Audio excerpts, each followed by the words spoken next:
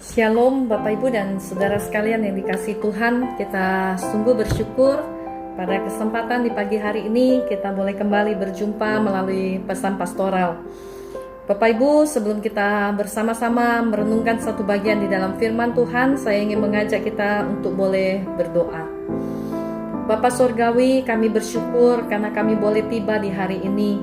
Kami sungguh mempersembahkan seluruh pengucapan syukur kami hanya kepada Engkau, karena Engkaulah pusat penyembahan hidup kami, karena kami sadar bahwa segala sesuatu dimulai dari Engkau, dan kepada Engkaulah Tuhan kami mempersembahkannya.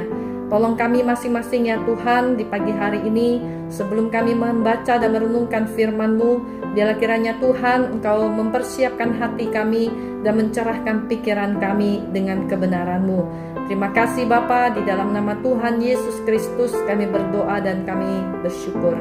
Amin. Bapak Ibu dan Saudara sekalian yang dikasihi Tuhan, mari kita membuka satu bagian di dalam kitab Kejadian pada pasal yang ke-1, ayat yang ke-1 sampai ayat yang ke-31.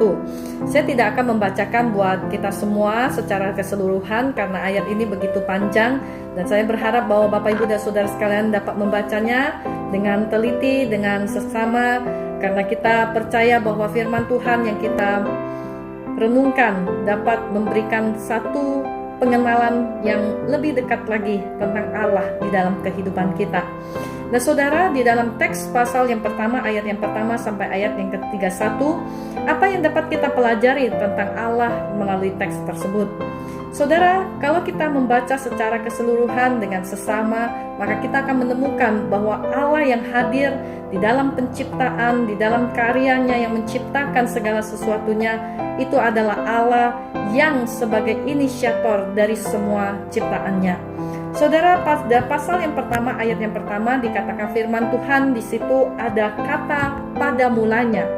Saudara, kata pada mulanya ini menunjuk kepada satu ide besar Allah untuk memulai dari semua pekerjaan, rencana, dan tujuan Allah dari menciptakan semuanya ini.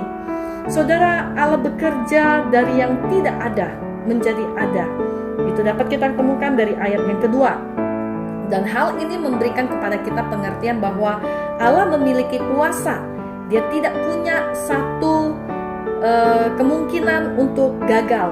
Dia tidak punya satu kesulitan untuk tidak menghadirkan apa yang dia inginkan. Allah tidak perlu bantuan. Allah tidak punya keraguan karena ketidakmampuannya. Allah sungguh punya kuasa yang besar untuk bisa menggenapi apa yang Ia rencanakan. Nah, saudara, belajar daripada teks ini juga kita melihat bahwa dalam karya penciptaan Allah bukan saja pribadi yang punya rencana, tetapi Dia adalah pribadi yang bekerja dengan sistematis. Apa artinya ketika kita mengenal bahwa Allah bekerja dengan cara yang sistematis? Kita memahami bahwa Allah tahu akan tahapan, langkah, dan urutan yang akan Dia kerjakan di dalam karyanya. Sama halnya di dalam kehidupan kita. Ketika kita mengalami pergumulan demi pergumulan, kadangkala kita merasa bahwa apakah ini hal yang tepat untuk diizinkan terjadi dalam kehidupan kita? Mengapa hal ini dapat terjadi pada kehidupan kita? Saudara, percayalah Allah mengerti apa yang menjadi rencana Dia, tahapan, langkah, urutan kehidupan kita, dan Dia punya kuasa untuk boleh menolong kita. Nah saudara, kisah penciptaan ini juga menyadarkan kepada kita bahwa Allah adalah pribadi yang mengatur. Ya, kita bisa melihat bahwa Allah mengatur manusia memiliki makanan dari binatang, dari tumbuh-tumbuhan yang dapat menjadi makanannya. Demikian juga binatang-binatang yang diciptakan memiliki, diatur oleh Allah untuk mempunyai makanan, yaitu tumbuh-tumbuhan. Saudara, di sini kita mengenal Allah sebagai Allah yang bukan saja mengatur untuk bisa menunjukkan atau membuktikan bahwa Dia adalah Allah yang bertanggung jawab di dalam pemeliharaannya, tetapi lebih daripada itu, Dia adalah pribadi yang memiliki kuasa untuk menghadirkan semuanya itu. Nah, Bapak Ibu dan Saudara sekalian yang dikasihi Tuhan, Inilah hal yang dapat saya bagikan pada kesempatan di pagi hari ini.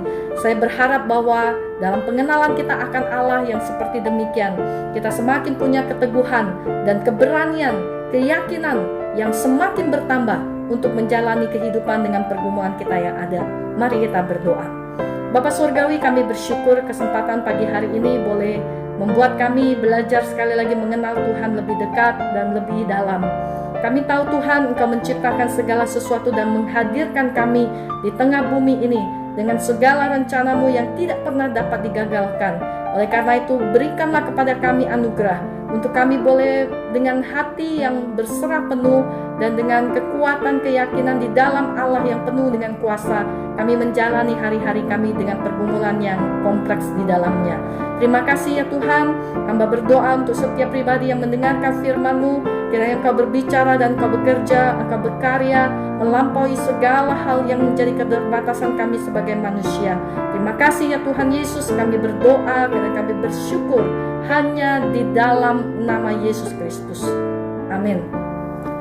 Bapak Ibu dan Saudara sekalian dikasih Tuhan, demikianlah pesan pastoral yang dapat saya bagikan di minggu pagi hari ini. Jika Bapak Ibu dan Saudara telah mempersiapkan persembahan dan Saudara ingin memberikan di dalam masa pandemik ini, Saudara bisa memberikannya melalui transfer ke rekening Gereja Kristen Kalam Kudus Iwahan Kerto dengan nomor rekening 8725692222. Kiranya kesetiaan kita memberikan kepada Allah yang terbaik adalah satu cara yang teruji untuk boleh menghormati Dia sebagai Allah yang bertanggung jawab dalam memelihara kita. Selamat hari Minggu, Tuhan Yesus memberkati kita sekalian. Amin.